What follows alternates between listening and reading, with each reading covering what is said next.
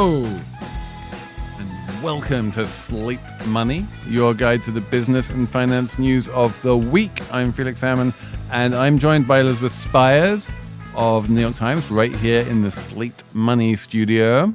Oh. I'm joined by Emily Peck of Axios. Hello, hello.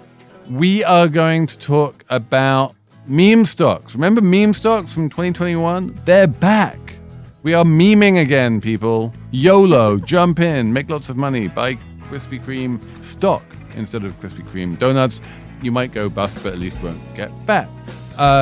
We are going to talk about Polymarket. We kind of touch on Polymarket, but mainly we talk about crypto more generally and how it seems to be in a regulatory zone which allows it to do whatever it wants, and whether that has the potential to cause some kind of monster financial crisis. We are going to talk about the cancellation of the Late Show with Stephen Colbert and whether it was political or not. We have a Slate Plus segment on beach reads. It's all coming up on Slate Money.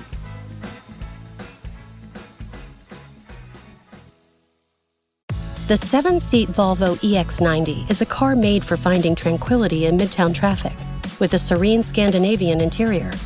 Made to help avoid potential hazards along city streets, thanks to advanced safety features. And with intuitive technology and Google built in, it's the car made for finding the best bagel in Brooklyn.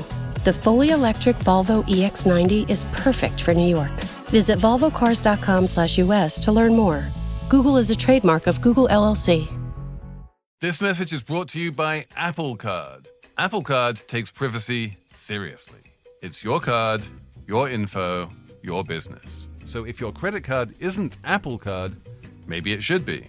Subject to credit approval, Apple Card issued by Goldman Sachs Bank USA, Salt Lake City branch, terms and more at applecard.com. Okay, let's start by talking about DORKs. I can spell dork. DORK. Emily, what does it mean? Well, it means kind of nerdy. You're not familiar?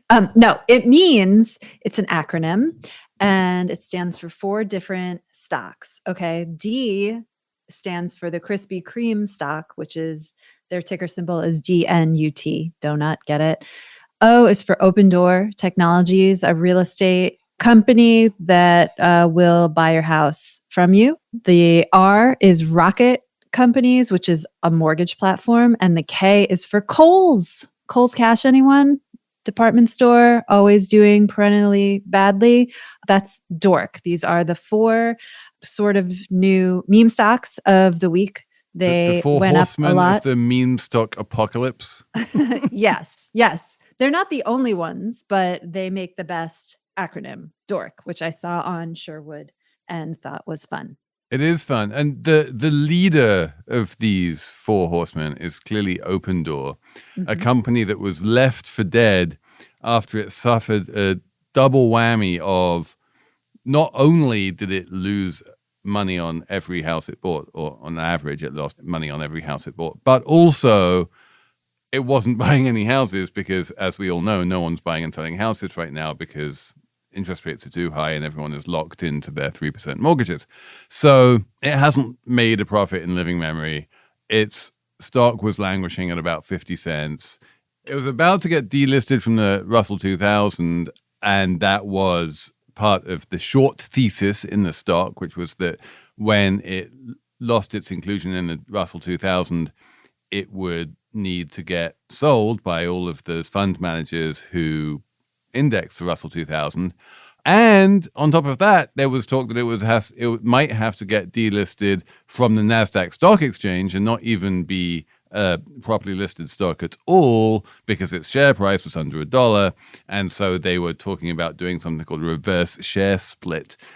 Now it seems they don't need to do a reverse share split because its share price is well over $1 and the Reddit crowd has discovered it. This seems to just be a function of Reddit crowd plus a random fund manager named Eric Jackson made a post on X saying that he was taking a position in Open Door, which I think gave it some... He's not entirely random. He is famous for having made a similar bet on Carvana and made an absolute fortune. That was what they call a 100-bagger. The stock went up 100 times from where he bought it. And so he has, prior form on this. And he gave a really interesting interview to Sherwood where he talked about things like the observer effect. And he's very open about this. He's like, the immediate catalyst for the stock going up is the stock going up. And because the stock is going up, everyone is buying it. And what we really want, he said, is for like Chamath or the board members or the CEO or other people to all also start committing to buying the stock and saying that they're buying the stock, because then, as is like kind of common sense, if everyone is buying the stock, and especially if they're doing it in large quantities, it goes up. I like this theory. If you buy a stock, it goes up. It's true until it's not true. I think the stock has since come down since it got really bubbly and frothy earlier in the week. And then I didn't check. I should have checked, but the line went up and then went down. So the line, just to be clear, went up significantly from 50 cents. It did not hit the $30+ levels that it was trading at back in 2021 during the first meme stock craziness, when it wasn't a meme stock, when it actually was a kind of hot technology company that looked like it had a bright future, thanks to, number one, ZIRP, which meant it didn't need to pay any interest when it was holding houses and waiting for them to get sold, and number two, a booming housing market that meant it made money on every house it sold, because all you needed to do to make money was just hold the house for a minute and then it went up in value. So it looked really good at the time. And in fact, it looked so good at the time that various other companies, including Zillow, decided they needed to do this kind of thing as well. And in principle, there are lots of good reasons why people would like to avail themselves of this kind of a service, both on the buy side and the sell side. On the sell side, people, who often pay 6% in broker fees can just be like, yeah, we are going to just sell a house without paying a broker. It'll be much quicker. It'll be maybe a tiny discount, but it'll happen immediately. And then we'll have all of the cash we need to buy another house in cash. Everything becomes easier.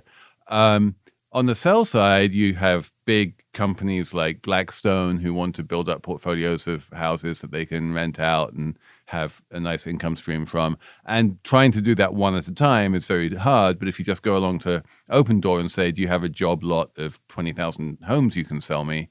Then suddenly they start getting interested. So in theory, it works. It's just that in practice, the market hasn't been the kind of place where it works for the past couple of years. And a company can't just go on forever losing money waiting for the market to change. Yeah. And I mean, it is a really appealing business, at least if you're a home seller, because selling a home is not, and we've discussed it on the pod before, I think, selling a home is not easy. Beyond the cost that you have to pay to the broker that come to your house, they're like, okay, well, you need to fix this, you need to do this, you need to get it ready to sell. It's like a whole process. You need to show it to people, decide how much this huge asset, what it should be priced at. It's a whole to do. So if you can create a company that comes in and is just like, I'll pay you this much and you deal with the rest and you don't have to do any of that other stuff, it makes the market so much more efficient. But I think the way Opendoor and those Zillow knockoffs and the other firms tried to do it was through algorithms and without humans. And I think that's like not a safe game to play when you're buying and selling individual homes in the United States, right? Like you can't trust the algorithm necessarily. Well, I think it was mostly just bad timing for them. They didn't actually shut down their iBuying business. They just sort of paused it. Right. Zillow or Opendoor? Zillow. Yeah, but I think you're right about the algorithms because they find themselves vulnerable to what economists like to talk about as adverse selection, which is basically, let's say for the sake of argument, that everyone who is about to put their house on the market at least throws it up on the Opendoor website just to see what the bid is, right? Because there's no harm in seeing if Opendoor will pay you what you want. Mm-hmm. And so the percentage of houses that Opendoor actually buys as a percentage of the ones that it bids on is tiny. It's like less than 1%, I think. And what that means is that if sellers only accept your bid 1% of the time, those sellers are likely to be the people who know something that you don't about why their house is not worth as much as you're offering. Yes. So yeah, that makes sense. So then you're scooping up all the bad deals. Exactly. It's the winner's curse or a variation thereof. And I should say, I looked it up. The stock is up 35% over the past few days, but it was up in triple digits earlier in the week. I think it was. So it's kind of come down off the frenzy, but still up. And then more broadly, there does seem to be this kind of flight to shit in the stock market. I believe someone said something along those lines where, there was a lot of months and possibly even years there where people were like, if I want to buy the high-flying stocks, I'm just going to buy the Magnificent Seven. I'm going to buy the mega cap tech stocks. Now, that trade seems to have played itself out a bit. And they're like, where's the YOLO returns? Where's the 10 baggers? Where can I get the massive returns? I know, by buying complete shit and hoping that it goes up. And frankly, buying complete shit and hoping that it goes up has been a really good trade over the past couple months. I feel like this is a kind of a rehash of the day trading trend in the early aughts. It feels like because there are so many stories about outlier situations with meme stocks and things like that, people are more inclined to take that kind of risk without really evaluating it. Well, I mean, the classic day trading boom was 2021. That dwarfed anything that happened in the early 2000s. Partly because in 2021, we had free trading of stocks. In the early 2000s, you still had to pay like $15 every trade. So we now have a situation where retail investors comprise a significant proportion of total volume on the stock market. This is new. This is something that institutional investors are still sort of getting their arms around.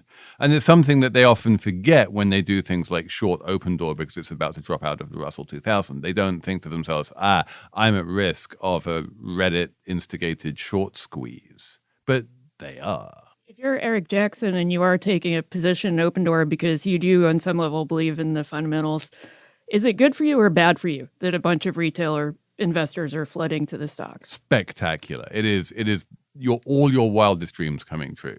Because along. Yeah. What you want is a million people with diamond hands coming along and like bidding up the stock and bidding it further and making your holding go up in value. Yeah, that's only good. Okay, so the reasons this is happening, first we should say meme stocks are like maybe back, but not to the levels of GameStop or 2021 or anything like that. Yeah. But then second, it's like, okay, well, why is this happening? So I've read a bunch of pieces that are like, this is just a sign that we're in a frothy market and FOMO and buying things that are going up is like a key part of a bull market, a late stage bull market, whatever that means. Well, I know what it means. It means people are bullish or excited about stocks and they think they're going to keep going up. And so they're buying more and they're buying stuff that's crazy because everyone's just super excited about the market. And then the other thing I read that I thought was kind of interesting and dubious is a theory that Americans need something to do with their money / nest eggs because it's not a good time to buy a house. So you have like a little pot of savings hanging around. You can't buy a house right now because mortgage rates are too high or homes are too high or home prices are too high rather. So you take your little extra savings and you plow it into dork stocks? Yeah, I don't buy that one at all, especially not given that the Fed has been very slow to cut interest rates and that therefore you can still find savings accounts paying like 4% risk-free on your nest egg. So there's other steps to take. It's not like buy a house or invest in Krispy Kreme, which is another one of the meme stocks. That's a very ZERPy argument and we're not in a ZERP environment right now. And it's not like now is some obvious time to rotate your cash out of your savings account and into meme stocks. Like, that doesn't make any sense either. So why is this happening now? Like, we know why it was happening in 2021. It was like everyone was home, everyone was online, the stimulus checks, people were bored. Like, those were all the reasons. But now it's 2025, people are back in the office mostly. I guess they're still online. Inflation is high. So what? It's just part of the culture now? I wonder if it's just very recent FOMO where people who bought the dip when everybody thought tariffs were going to blow up the economy made a lot of money and now people are looking at the stock market. Speculative retail investors are looking at it because they're maybe have some regrets about not doing that. I like that. I think the astonishing health of the broad stock market of the S&P 500 has basically convinced the day trading crowds that the graybeards are just, you can't trust anything they say. They were all saying that the crash in April was entirely justified and could get much worse. And in fact, there was this, quite violent bounce back. And they're like, yeah, let's just ignore everything in the real world and just trade the market as a kind of like whatever's cheap and shorted, let's just trade that and have some fun. And yeah, maybe it's just like a summer of, I want to have some fun. I want to do some gambling. Maybe there's not a lot of like exciting sports ball to be gambling on right now, so I'll just throw my money into Krispy Kreme. I buy that. I buy it. I do. It's just like the stock market's going up. Let's get in. Like that's all it is. It's just that simple.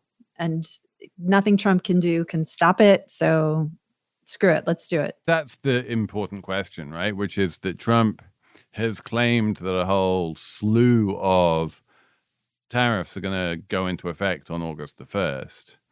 If that turns out to be the case, and certainly the stock market isn't trying to stop him, it's not like, tanking in anticipation of tariffs or anything like that, could the imposition of those tariffs cause another massive 20% plunge in the stock market, just like we saw in April? No, because I think Trump, he reset everyone's expectations in such a way that when extreme things happen now, they're not viewed as extreme. Like he threatened Japan with 20% tariffs or he threatened them with 25% tariffs. And now they're threatened them with 50%. No, that was Brazil, wasn't it? It was 50%. Yeah, it's hard to keep up. He threatened such high numbers that when these new tariff announcements come and they're less than what he threatened, the market's like, oh, great. Whereas that once upon a time, 15, 20% tariff on Japan would have been insane and would have tanked the market. Now, and I'm not the first to say this, I think Neil Irwin wrote this in Axios this week, but now, the announcement comes out and everyone, breathes a sigh of relief because he's managed to change everyone's psychology. And I think the most important thing you need to understand about markets and why they fall in particular, it doesn't quite explain why they rise as much, but it definitely explains precipitous falls, some precipitous falls, many, not all, is they hate negative surprises. And so that's why something like Argentina defaulting, that was a big negative thing, but was massively telegraphed years in advance and everyone knew was about to happen, didn't cause a ripple in the markets because it was priced in, everyone expected it. It's also why the original, if you look at what happened on April the 2nd when the tariffs were announced, when everyone thought that the tariffs were going to be like across the board 10%, the stock market was like, yeah, this is kind of what Donald Trump promised on the campaign trail. It's what we're expecting. So the market didn't move. And then he gives this batshit press conference where he starts announcing 65% tariffs on penguins or whatever. And then everyone's like, shit, this is not what we expected at all. And the market fell out of bed.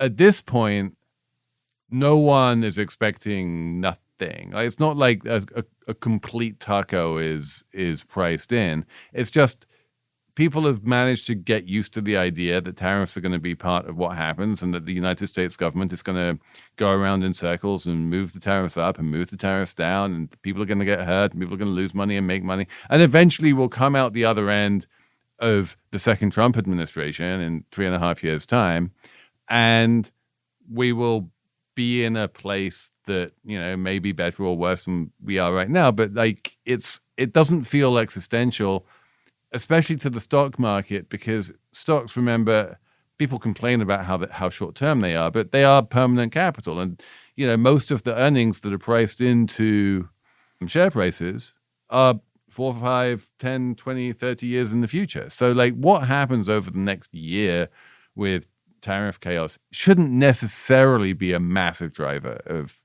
share prices. Well, also, don't you think that a lot of the perception of how well the market is doing is really dominated by the Magnificent Seven and how much value they create? I think not, weirdly. I think that was true until April.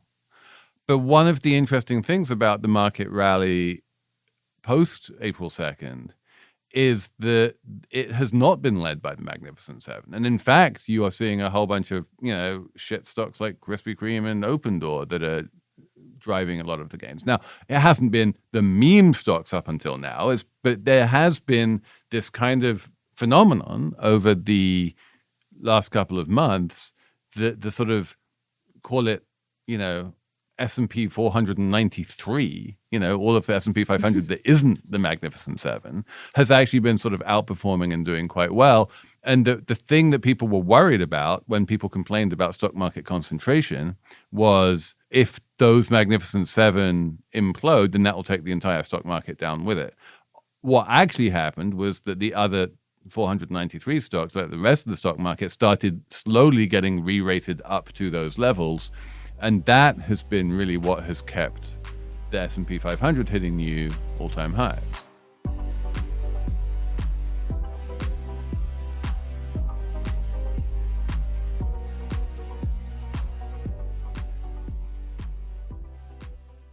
Slate Money is brought to you by Charles Schwab.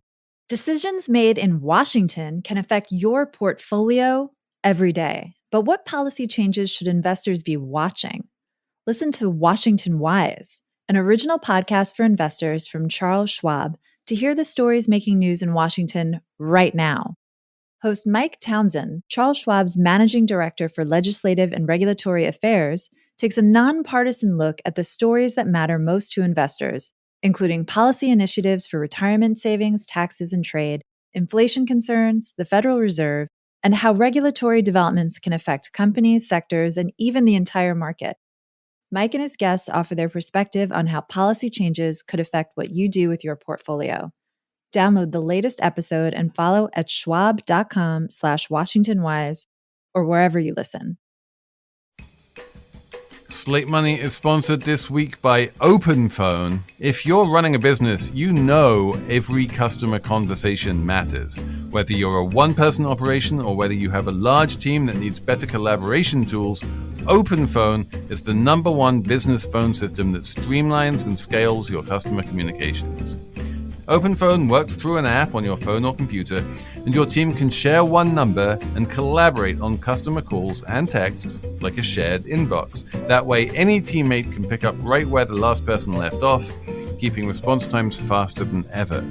Plus, OpenPhone's AI agent can be set up in minutes to handle calls after hours, answer questions, and capture leads so you never miss a customer. See why over 60,000 businesses trust OpenPhone to manage their businesses' calls and texts. OpenPhone is offering Slate Money listeners 20% off the first 6 months at openphone.com/slatemoney. That's openphone.com/slatemoney. And if you have existing numbers with another service, OpenPhone will port them over at no extra charge. OpenPhone, no missed calls, no missed customers. We can move on to our second segment, which is also sort of government related in a way, which is the rebanking of crypto, the legitimization of polymarket, and basically the way in which if you are a crypto-based entrepreneur, all of the regulatory obstacles that you faced a year ago have evaporated into thin air. And although technically many of the laws might still be on the books, the regulators have made it clear that they're not going to enforce any of them. And a whole bunch of companies are springing up, often with dumb names that you've never heard of, to basically say, I will fill that vacuum. I will do the thing that is officially against the law, according to what regulators say. But given that the regulators have made it clear they're not going to enforce it, I'm just going to do it anyway and make lots of money. And so that's what they're doing. These are basically fintech companies that sit on top of regular banks, though, right? We're talking about companies like Meow. To your point, Meow. Exactly. Meow. Like, who the hell? Like, the idea that a company called Meow is actually a bank. No, I don't think a company called Meow is ever going to get a banking license. But yeah, it has. Only a Gen Z entrepreneur would call a fintech company Meow. I love it. Meow, Mercury, Brex. These are the fintech names that are willing to bank the crypto companies. And of course, they should. This feels good and right. And to Felix's point, the law has not changed as far. I mean, there was just a new law passed. There was a regarding crypto, stablecoin law, but this has nothing to do with stablecoins. banking. Yeah. So the law really hasn't changed, but the vibe has really changed. So now all these crypto companies are able to get bank accounts from Meow. I don't know. I guess laws are more every day in this new administration. You find out that laws are they're just words on paper. You know. Well, let's. There are some steps toward regulating this area of banking, though, and on the Republican side, they have a bill up called the Firm Act that basically allows banks to interact with businesses that might cause reputational risk. And historically, those are things like cannabis businesses or porn or things like that. But crypto has been lumped in there, too. And this bill hasn't passed. It probably will. But, that the idea that reputational risk-oriented businesses are no longer being treated the same way by banks because they don't see any downside anymore in banking these companies. This is happening a little bit in cannabis, too.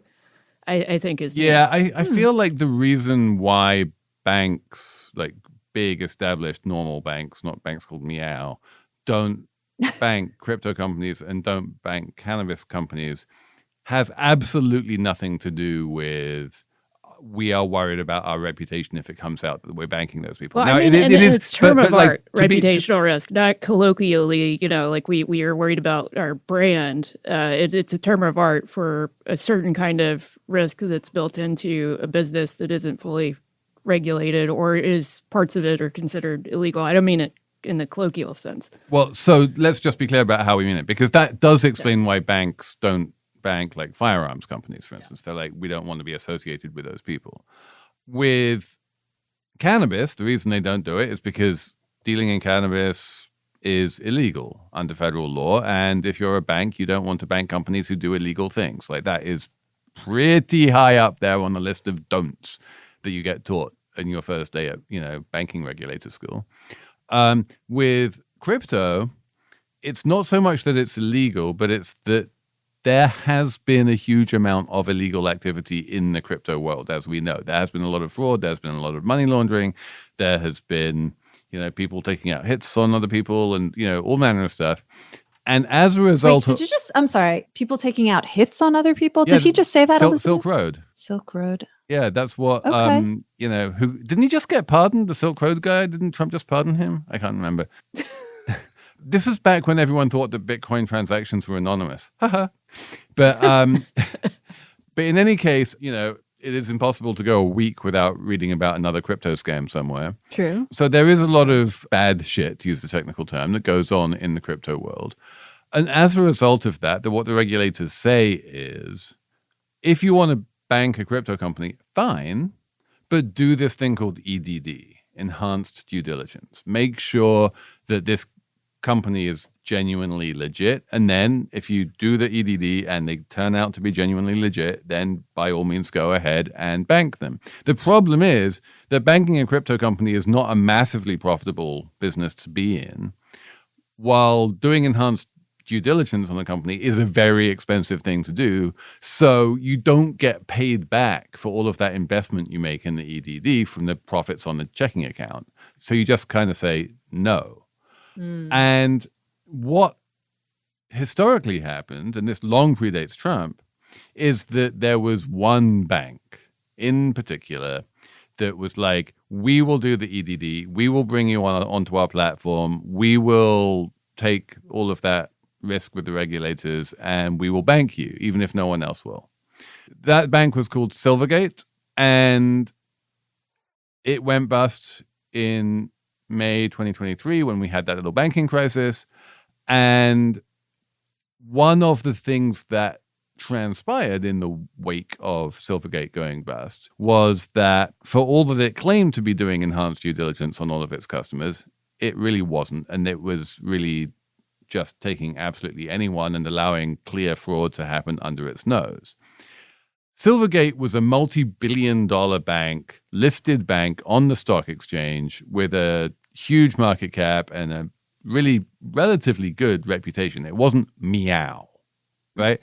And I'm just going to come out and say that if Silvergate was slipping on the enhanced due diligence, I have zero faith that meow is getting it absolutely right. Well, does it matter if Trump is systematically both failing to staff the government and eroding the agencies that would ostensibly enforce this kind of thing? And I think that's exactly right. I think that what the meows of this world have done is they've just basically said, you know what, we're going to obviously do our best to EDD these companies, whatever their best is. They'll probably go to some EDD as a service company and sign them up and say, great, now I've done that thing.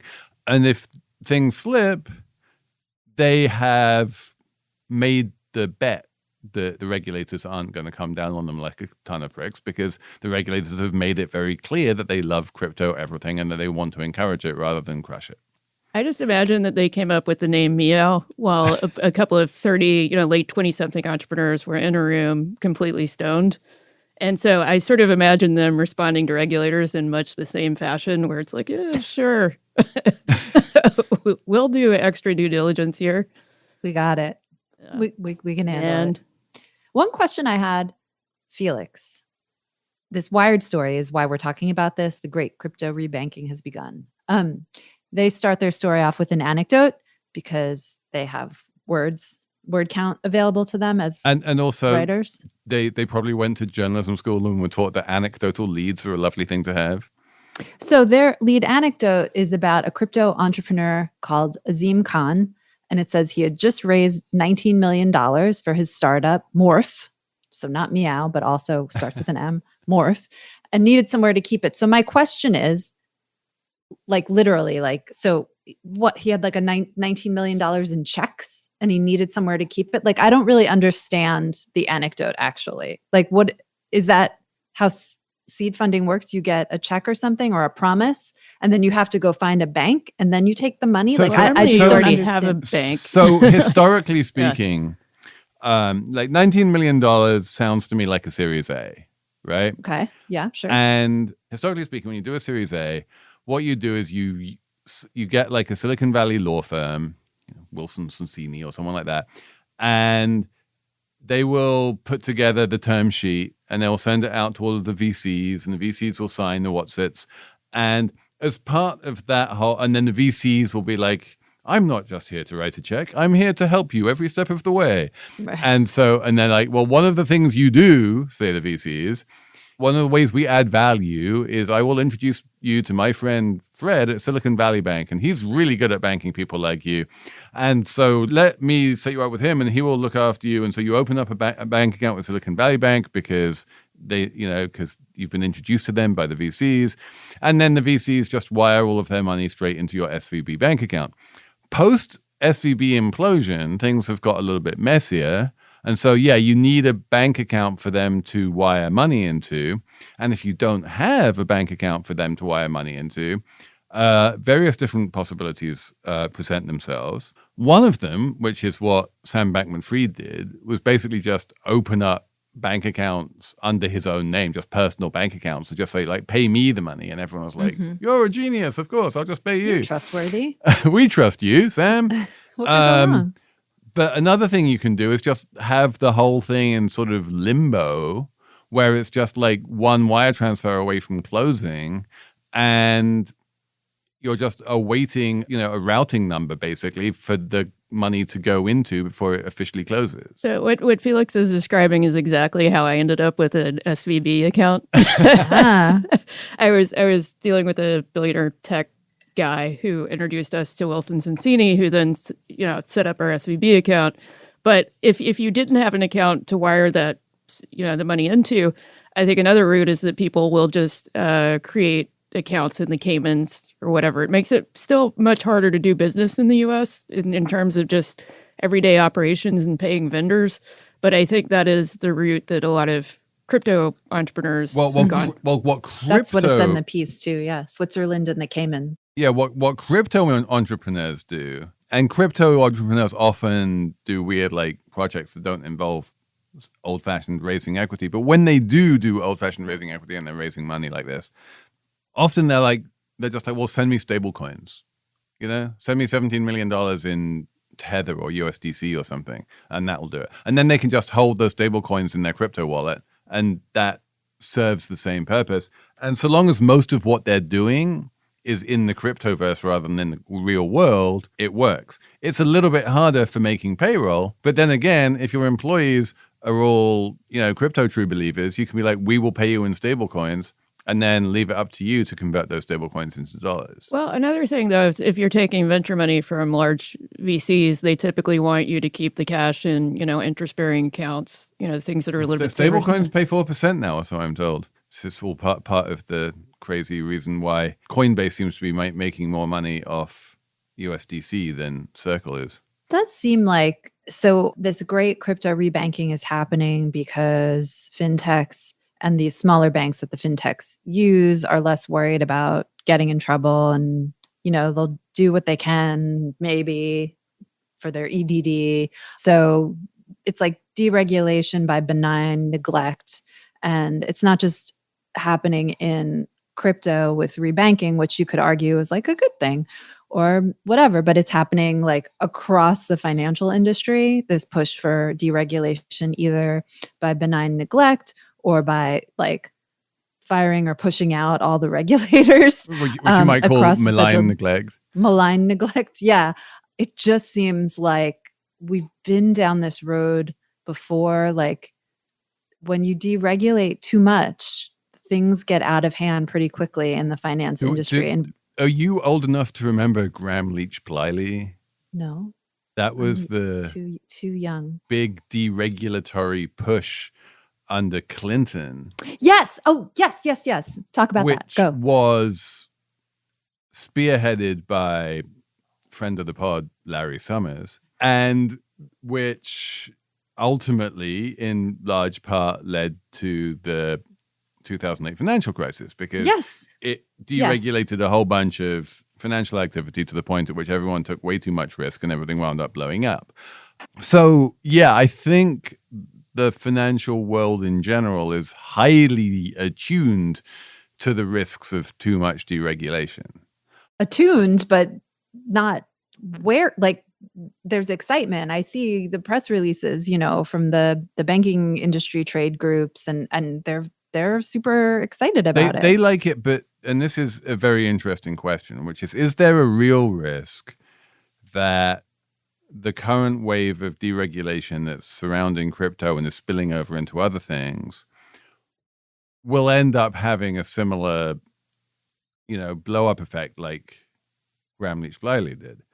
And is there a risk? Yes. Is there a large risk? I'm going to say probably not, because the banks, and I know you're right that the banking industry loves looser regulation, but the banks are still operating. And as we've seen, the big banks, the actual real banks where 99% of the money in the country is held, like they are not out there banking crypto. They are not Meow, If Meow goes bust, it's fine, right? That is not systemically dangerous. And we have much safer banks now than we did pre-crisis, which has caused a bunch of risk to move into other bits of the financial system, the non-banks, the private credit people, the hedge funds, and so on and so forth. And all of these places can blow up, and a hedge fund blowing up can be systemically dangerous, as we saw with LTCM. But I don't think it's systemically dangerous to the point of like causing a financial crisis. Well, the thing that I worry about is the dream of the cryptoverse is that everything becomes crypto and everything becomes tokenized. So instead of buying a stock, you buy a crypto token that represents the stock. And instead of buying a money market fund, you buy a crypto token that represents the money market fund. And those tokens are much less regulated than the underlying securities. And if we reach that sort of crypto nirvana, and it really takes on to the point at which most people own the tokens rather than the underlying securities, that's the point at which I start getting worried. Well, one thing that's happening, and maybe this is a not entirely bad thing, the current SEC commissioner seems more willing to give guidance to crypto companies than Gary Gensler was. And Gensler was, super hostile to crypto, but I think most of the guidance really emerged from enforcement. Yeah. And it seems like, this SEC commissioner is more willing to communicate and say, give people parameters around what they can and can't do. I was on a panel with a very large bank a few months ago, one of the big four, talking about tokenization of money market funds and other things. And this was at a big crypto conference. And at one point, the flag for the bank basically said, you have to promise me that you won't use the word crypto. Otherwise, we'll have to pull our representative from the panel. What? And I just laughed. But the banks are still clearly very nervous. And I think as long as the banks remain nervous, that's a good sign. I suppose. I mean, there was just this week news about JP Morgan considering looking at people's crypto holdings to evaluate lending against them? Lending against crypto. And the FHFA, which oversees Fannie and Freddie, has also said it's looking into mortgage lending based on crypto. Plus, talking about what you're talking about when the tokens are so popular and the underlying asset is regulated, but the token isn't regulated. Is that kind of what's happening with stablecoins a little bit? Like they just made stablecoins legal. If you buy stablecoins, they're not FDIC insured the way, they're not, you're holding the dollars. But thanks to the Genius Act being signed into law, now there is actually pretty robust regulation surrounding stablecoins. And yeah, there's no FDIC insurance. But I, for one, am relatively satisfied that USDC and other coins that are regulated under the Genius Act are, in fact, safe and do, in fact, have an actual dollar backing up every single stablecoin. Of all the things I'm worried about that could blow up, that USDC is very, very low down the list. And in terms of considering crypto to be part of someone's wealth that you can lend money against, a la JP Morgan, that's the world we live in now. I sit on my co-op board, and every so often we get people sending in financial packages saying, I would like to buy into this building. As part of their financial package, they have to tell us all of their wealth. And increasingly, a significant chunk of that wealth is crypto. And one of the things we need to do as a board is kind of think to ourselves, is this crypto wealth real money, or is it all, do we just ignore it? And the answer, is somewhere in between. And you wind up doing what JP Morgan is probably going to be doing, which is you basically treat crypto wealth as being worth 50 cents on the dollar or something like that.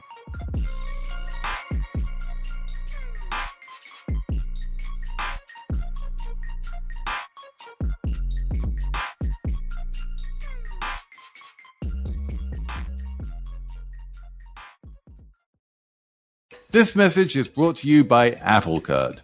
Did you know Apple Card is designed to help you pay off your balance faster with smart payment suggestions?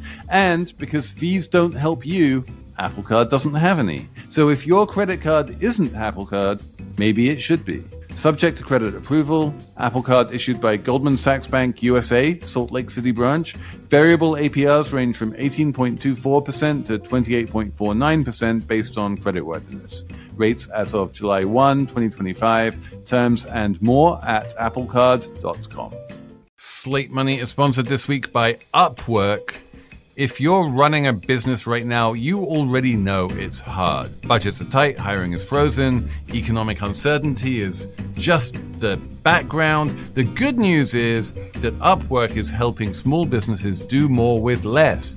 It's the hiring platform designed for the modern playbook where you can find, hire, and pay expert freelancers who deliver results from day one. It's perfect for businesses on light budgets, fast timelines, and zero room for error. Never tried Upwork? Well, now is the perfect time because they are giving Slate Money listeners a $200 credit after spending $1,000 in the first 30 days. That's $200 you can put towards your next freelancer, whether it's design help, AI automation, admin support, marketing, or whatever your business needs. Visit upwork.com/save right now for this great offer. That is upwork.com/save to get a $200 credit to put towards your next freelancer to help grow your business. That's upwork.com/SAVE, upwork.com/save. Don't wait. This offer is only valid June 24 through August 5, 2025. Okay, let's move on to Paramount, CBS, Skydance, all of these big media companies.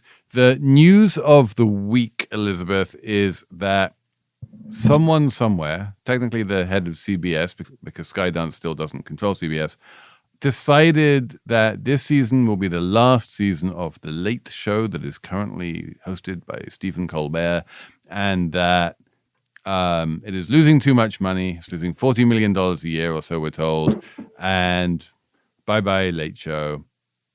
On the one hand, it seems pretty obvious that if something is losing $40 million a year and it's not easy to see a way to it making money, it kind of makes sense to cancel it. On the other hand, there has been a huge amount of talk about how Stephen Colbert was a big critic of President Trump, and CBS and Paramount are trying to ingratiate themselves with President Trump, as we saw recently with their $16 million payment to the president to settle a completely baseless case that he brought about an interview with Kamala Harris. And obviously, this was a political decision. So what do you think? Do you think it was financial or political or both? I think it was mostly political. I do think the late night category is suffering because people are, not watching broadcast TV very much anymore. And the genre of show has declined in the last decade. But that said, within the genre and for the time slot, Stephen Colbert's show was the highest rated show. And the timing just, doesn't look great. So it sort of strains credulity that... So it was the highest rated show of the three big ones, but also the one with the lowest ad revenue. Like, it turns out that ratings don't translate directly into money, and you can chase ratings and that's all well and good, but you still need advertisers to advertise on your show. And the advertisers were happier to go with the Jimmies instead of Stephen Colbert, even if Stephen Colbert could deliver a larger audience. To me, though, that points to a problem on the business side, not the, person who's doing the show. It's sort of the, in media, you have the sort of business side, and then whoever's doing the product, the editorial. If Colbert is tasked with getting the highest ratings he can, the biggest audience he can, and CBS is struggling to monetize it, is that Colbert's fault, or is that the fault of the people who should be selling more ads against it? Well, I mean, I think everyone who's ever worked in journalism has felt that. I've done my part of the bargain. Why can't you sell ads against it? But ultimately, if you can't sell ads against it, you lose your job. Emily, we talk a lot about salaries on this here podcast. So can you explain to me how it is that someone who oversees or fronts a show that loses $40 million a year can somehow negotiate himself a $20 million a year salary? Because that's apparently what he's being paid. Well, yeah. I mean, his contract is apparently is done this year, and it was time to renegotiate the contract. So I believe that at the time he negotiated the contract, the $20 million a year paycheck, that the show was not losing $40 million a year, right? So presumably the negotiations would have been hairy if they had decided to re-up the show. Maybe he wouldn't have gotten that $20 million. Also, media companies losing money, but networks still paying for them is not a new story, right? Like, it's always been like flagship news programs aren't really the money maker, but they bring in viewers, they bring prestige for a network, especially a network like CBS. Like, it's not just a money consideration. When listening to some of the more knowledgeable people talk about the Colbert story, they talked about how the Jimmies, they don't just, host their shows. They also they make these clips that go viral. They have a lot of YouTube followers, and they also serve as like spokesmen for their network. So like NBC is like trotting out Jimmy Fallon to do other stuff besides his show. He appears on other things and serves as like the face of the network in a way that I guess Colbert really didn't. So all of it to say is like, there's other considerations for these talk show hosts besides literally like how much money they're losing. My feeling is that, much as it pains me to say so, I think probably mostly this is a financial decision. And the reason I say that is because you look at what Paramount did at exactly the same time, coming to a deal with the South Park guys and paying the South Park guys like $1.5 billion, upon which they immediately released an episode just ripping Trump to bits. And surely Paramount knew that was going to happen. But so long as they're getting the money that they need from South Park being on the air, they really don't care. Yeah, I don't think Paramount knew that was going to happen, because I think South Park is kind of generally perceived as, they don't really have sacred cows, but in the last few years they've gone a lot after what they considered things that are too woke. And so it didn't surprise me that they would go after Trump, but I know there's a lot of media executives who think of them as being ideologically slightly to the right. I think they are. I think the South Park guys are not liberal. I think they do lean libertarian, but they're definitely not Trumpy. I mean, well, they haven't. I feel like they haven't gone after their premiere episode that just came out was almost entirely about Trump, and it skewered Paramount too. And it was done at such the last minute. They really do those shows pretty quickly, that it was news pegged when it came out. And there was a line in it that said something about, they had a Jesus Christ figure who was advising the town of South Park, which was being sued by Donald Trump because South Park kids had too much Jesus in their school. And so Christ comes to the school and advises the residents of South Park to just settle with Trump. And there's a line that says, you don't want what happened to Colbert to happen to you. Oh, It's a good line. I mean, the optics are really bad, and it's hard to believe. Like, Trump has been trashing Colbert for at least the past year. It was like a year ago already. Because Colbert called him boring, and that really upset the president of the United States to be called boring. So he said at that point, and this was 2024, that Colbert should be forced out. And we know that the FCC, we know that the Trump administration likes to pick winners and losers with deals. Come on. Also, Colbert let's assume that it is an honest argument that the show is losing money, and that was the reason to cancel it. What are they going to put in that time slot that's going to be better? Because the whole reason why late night is increasingly not performing is because it's, first of all, late night, and people can watch things sort of on demand whenever they want to. So what else goes in that time slot for them? Well, I think time slots in general are losing importance in an era where people watch less and less linear TV. The idea that, this is a 7 o'clock show, this is an 8 o'clock show, this is an 11 o'clock show. Yeah, I mean, the olds might still watch TV in that fashion, but mostly people don't anymore, and people watch whatever show they want to watch when they want to watch it. And so that's my point. That's because of that. If your ad team is selling specific slots for, that time period, what are they going to put in that time period that's going to increase advertising revenue for them? Right. No, I think they've given up on that. So I think they've thrown in the towel, and they're like, we're not going to increase advertising revenue. Advertising revenue for linear TV is going down and to the right, and will do for the foreseeable future. So we just need to, if we're going to make brand new TV for that time slot, which is not by any means a given, but if we are, we're not going to spend $100 million a year doing so, because there's no way we're going to be able to make $100 million a year in ads in that time slot. So to zoom back out, basically Paramount owns CBS, and David Ellison, who owns Skydance, wants to buy Paramount. And I only understood all of this last night. I swear, I've been paying only half attention to all of this. So David Ellison owns Skydance, which is a company that made the Top Gun remake. But David Ellison's dad is Larry Ellison, who is friend of Trump's, right? And who Donald Trump has said maybe could buy TikTok, maybe. Larry Ellison, super rich guy. He's the one with the Hawaiian TikTok islands. thing is still going on. This is the story that refuses Still out to there, die. still floating out there, still unresolved. But we soldier on. We look at TikToks. I'm using the royal we in that case because I look at TikToks. Anyways, if you're about to have your company be sold and you're about to do a big deal, isn't it unusual that you would like cancel one of your flagship contents? Like, wouldn't you wait on that to see what the new ownership wants to do rather than be like, I mean, it doesn't quite rise to the level of materiality. You know, the Late Show is big-ish for CBS. It's not huge. CBS is big-ish for Paramount. It's not huge.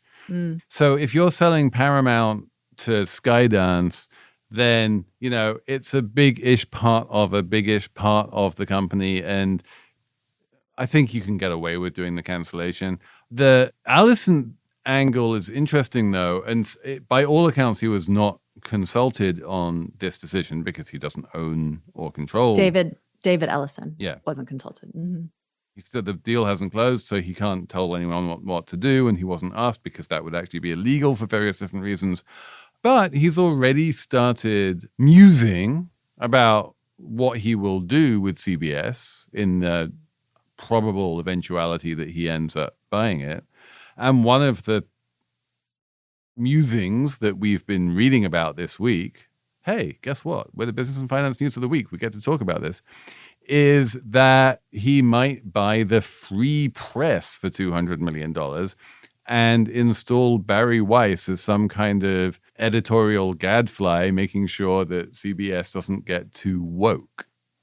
So I think if you're looking for a political agenda and people prosecuting a political agenda and, you know, sucking up to Trump in various ways to get what they want, you can definitely see that in Shari Redstone settling with the DOJ or whoever she settled with Trump in order to make this lawsuit against CBS go away. You can definitely see that if it happens in the Skydance acquisition of the Free Press.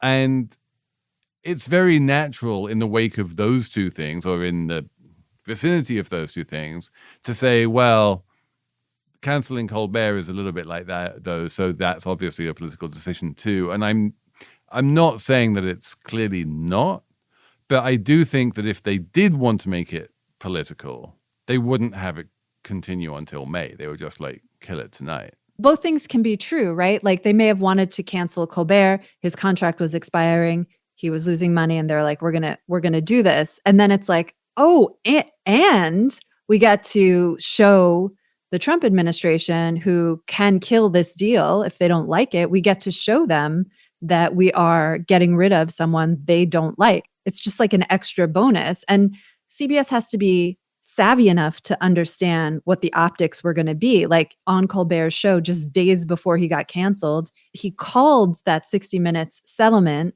a big fat bribe. So these are smart people on the communication staff of Paramount, right? They understand before they announce publicly what they're going to do, they understand what it is going to look like. They say in their communications, this has absolutely nothing to do with that.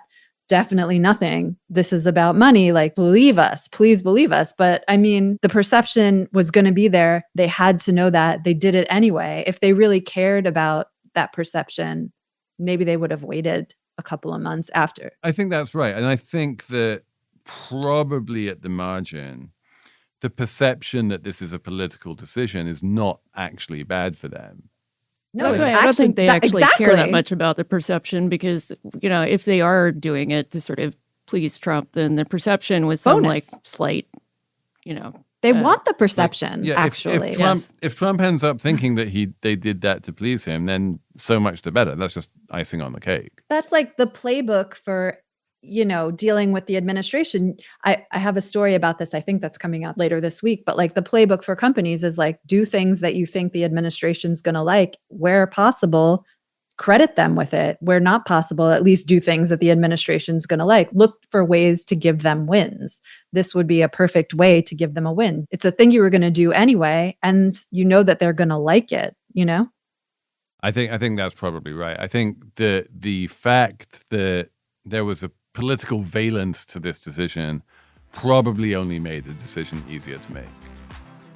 I should mention that we love Summer Fridays here at Slate Money, and so this episode was recorded on Thursday afternoon, which was after the release of the South Park episode on Paramount that skewered Donald Trump, but before the FCC officially approved Skydance's acquisition of Paramount in a decision that was not unanimous. The Democratic commissioner objected.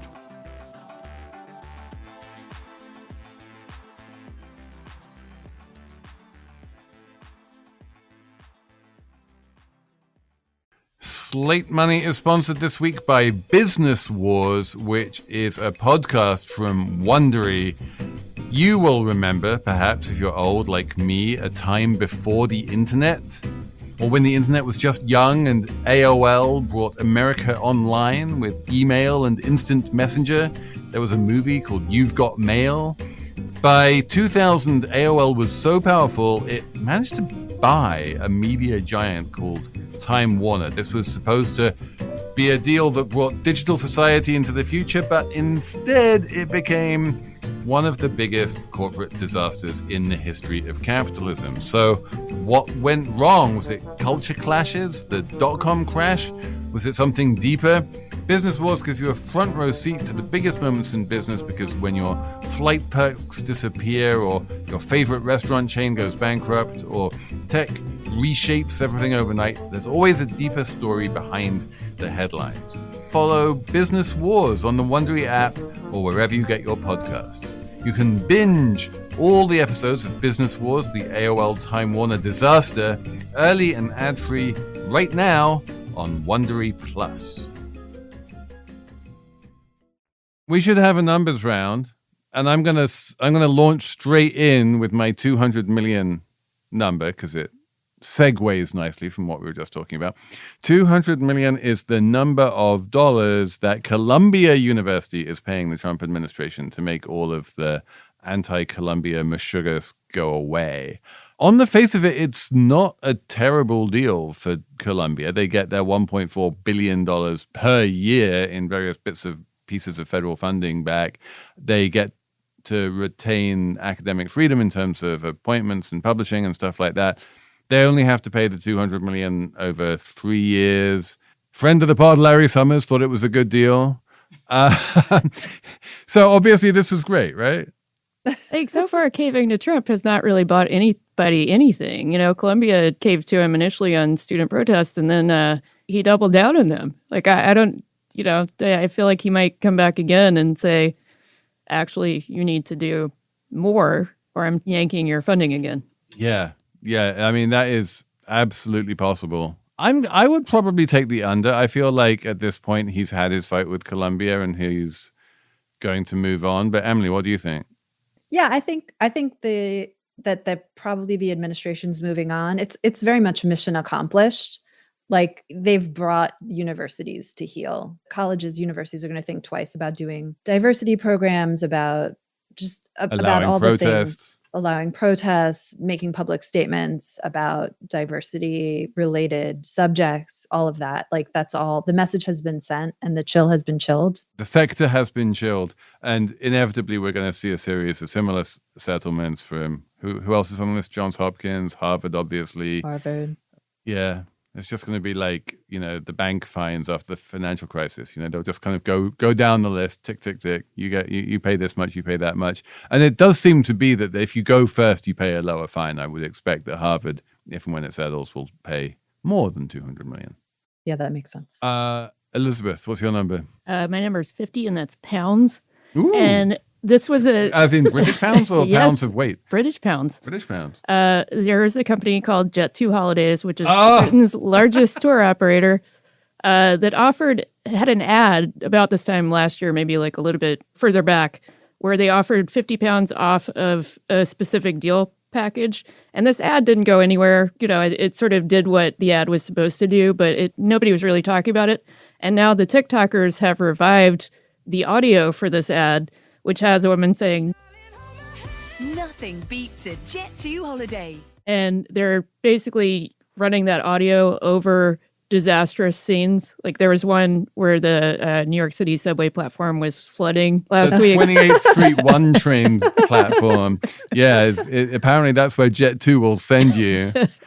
I'm not quite sure how poor Jet2 got associated with like the worst things that can happen in the world, but at least it's getting its brand out there. What do you think, Emily? Is this good or bad for the Jet2 brand? I think there's almost no such thing as bad publicity. Like even that company Astronomer, we've all heard of it. I still have no idea what them. it does. It's like AI, blah, blah, blah, something. It's AI, blah, blah, blah, something. Yeah. I just read a press release about how a bunch of our former colleagues, including genuine friend of the pod, Bethany McLean, are setting up a comms shop to advise AI companies on differentiating themselves because no one knows what they all do. Sounds right. Emily, what's your number? My number is 122. Okay, that's an index. It is consumer sentiment in the US among people who make over $100,000. That's pretty positive, 122. This is consumer sentiment measured by Morning Consult. And that compares to an index of 89 for people who make under $50,000.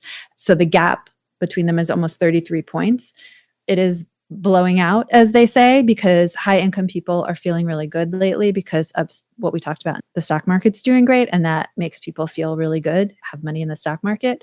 But people who do not have money in the stock market are feeling worse and worse. And the gap, the distance between these two lines is getting wider and wider. And that is concerning. So it's now at 33 and it's normally what, half that? Yeah, it's normally half that. That sounds right. I'm just looking at my chart and I didn't calculate it, but I like it when I pull a number out of my ass and it turns out to be correct. I feel like that's validating. It's not incorrect. And when the pandemic hit, the gap was almost nil, no gap. When there was big inflation in 2022 and the stock market went down, again, like almost no gap. So now that there is a gap, I think that is a worrying sign. Like it's better if everyone's feeling the same way than if there's big differences. I think that is bad for social cohesion. Oh, perhaps. Social cohesion. If Social only the rich cohesion. and the poor could agree, then we'd have social cohesion. Maybe not. That's what happened in 2020, right? For a brief shining moment, you gotta believe me. For a brief shining moment, we were all miserable. Yes. On which note, I think we will wrap up this here podcast. Many thanks to Jessamine, Molli, and Cheyna Roth for producing. Many thanks to all of you for listening and sending in your emails to slatemoney@slate.com. We are going to have a Slate Plus segment about beach reads. Please listen to that if you're a Slate Plus member, which you should be. And other than that, we'll be back next week with more Slate Money.